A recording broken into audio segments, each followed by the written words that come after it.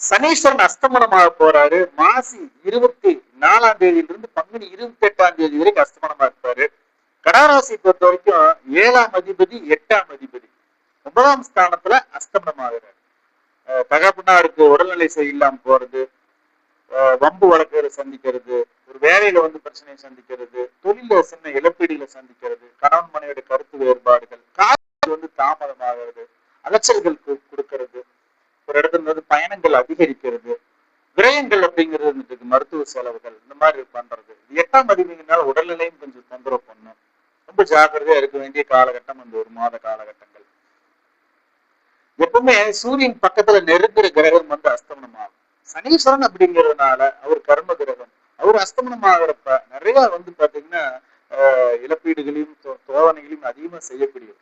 கடகராசிக்கு வந்து அவர் அதிகமாகவே செய்வார். அதனால 30 நாட்கள் வந்து மிகுந்த எச்சரிக்கையோடு இருக்கணும். புதிய இன்வெஸ்ட்மெண்ட்களை தவிர்த்துக்கணும். நட்புனால பிரச்சனை, கூட்டாளிகளால பிரச்சனை, இதெல்லாம் வரக்கூடிய காலகட்டமா இருக்கும். வழிபாடு, பைரவருடைய வழிபாடு வந்து நிவர்த்தி கொடுக்கும். கால பைரவருடைய வழிபாடு, கால பைரவர் கோயிலுக்கு அனுதினமும் சேர்ந்துட்டு வரலாம். ஏன்னா ராகு காலங்கள்ல ஞாயிற்றுக்கிழமை சாயந்தரம் 4 to 6 ராகு காலங்கள் சென்று வழிபட்டு வரலாம்.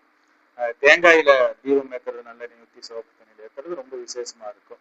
இதே மாதிரி குருமிளகு தீபங்களை ஏற்றுறது, குருமிளகுல சிவப்பு துணியில முடிவு ஏற்றுறது, வெண்பூசணியில் ஏற்றுறது, இதெல்லாம் சன்னிதானத்துல என்ன இது ஃபாலோ பண்றாங்களோ அதை செய்துட்டு வர்றப்ப அந்த தடங்கள் எல்லாம் நீங்கும். பைரவர் வழிபாடு தான். பைரவருடைய மந்திரங்கள் இருக்குது, மூல மந்திரங்கள் இருக்குது, பைரவாஷ்டகம் இருக்குது. இதெல்லாம் பாராயணம் பண்ணிட்டு வரப்ப, வீட்லயும் இந்த வழிபாடு செய்துட்டு வர்றப்ப இந்த துன்பங்கள் இருந்து நீங்கி வெளியில் வரலாம்.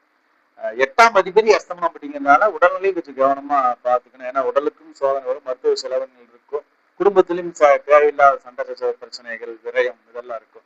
பலம் பொருளாதாரத்துல இந்த கொடுக்கல் வாங்கல் எல்லாம் வந்து நம்ம மீறின செலவுகளாவோ, வருமானங்கள் நமக்கு குறைவாக வரக்கூடியதோ, நம்ம லாக் பண்ற நேரம், அந்த மாதிரி ஒரு டைம் வந்து கடகத்தை பொறுத்த வரைக்கும் இருக்கும்.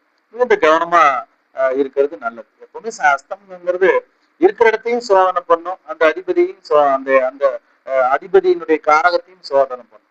7, 8ன்னா அந்த காரகத்தையும் சோதனை பண்ணும். இருக்கிற பாகிஸ்தானம் இருக்குதுன்னா அங்கேயும் சோதனை பண்ணும். அதனால பயணங்கள்ல தவிர்த்துக்கிறது நல்லது. வெளிநாட்டு பயணங்கள் தடங்கள் ஆகிறது, இதெல்லாம் வந்து உயர்கல்வியில ஒரு சோதனை, இதெல்லாம் இருக்கக்கூடிய காலகட்டமா இருக்கும். வேலையில சிரமங்கள் வந்து அதீத அளவுல பண்ணும், வேலை தொழில. அதனால கவனம்